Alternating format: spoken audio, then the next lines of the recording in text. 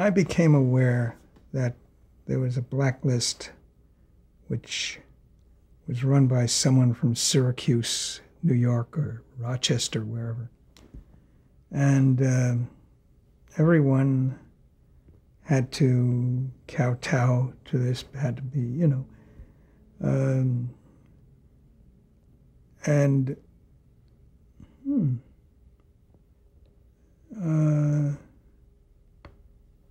But the blacklist happened before much of the stuff we're talking about. The blacklist happened in the beginning of the 50s. And I did put my name, or give my name to a guy named Walter Bernstein for some show. And then I was blacklisted. And here's where Stanley Silverman comes, because I was writing a crime syndicated or something. And Stanley called me and he said, you know, forget it, because you can't write for us anymore. I said, why? He said, you're blacklisted. I said, why?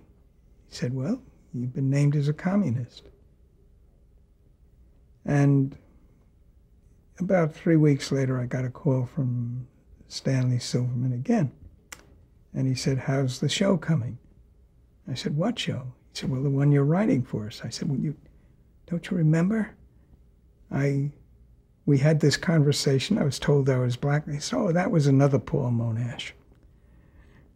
However, I was able to get in touch with certain people for whom I had worked in Army intelligence, counterintelligence, and we cleared it up. And the reason I was on the blacklist was the same reason I had been initially on an Army blacklist. And this is getting very mysterious. I'll just tell you that I had a meeting with a major at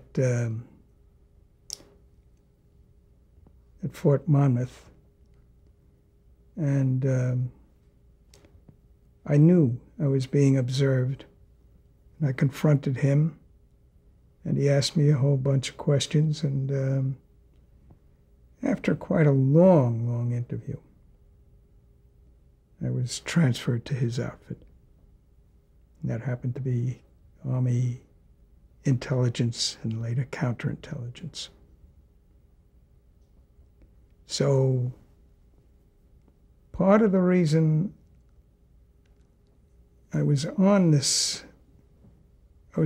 first on this Army blacklist was that I was married to a woman whose brother was an officer in the Young Communist League, and his wife too. And also that I had a lot of meetings with a lot of my friends were communists, but friends and I had become a little unfriendly in 1934 when I couldn't buy the purge trials and the reason for the purge trials. And I couldn't feel that Carl Radek and people like that were working for Hitler. I began to say, well, did these people whom I thought were good, were they really evil? And I couldn't make that jump. Whereas the party, of course, made the jump. And that was it. And that was part of what was going on when I was called up in 1942, 43 really, and had this great initial meeting with the major.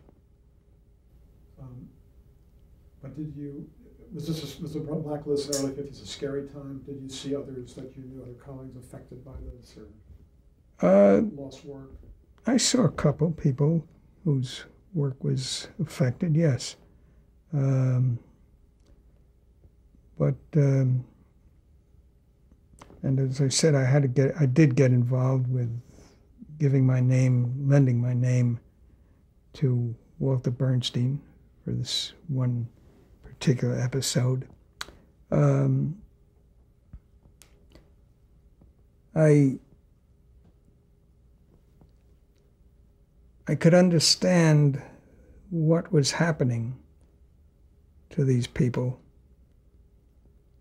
but at that point, at least, I never betrayed them.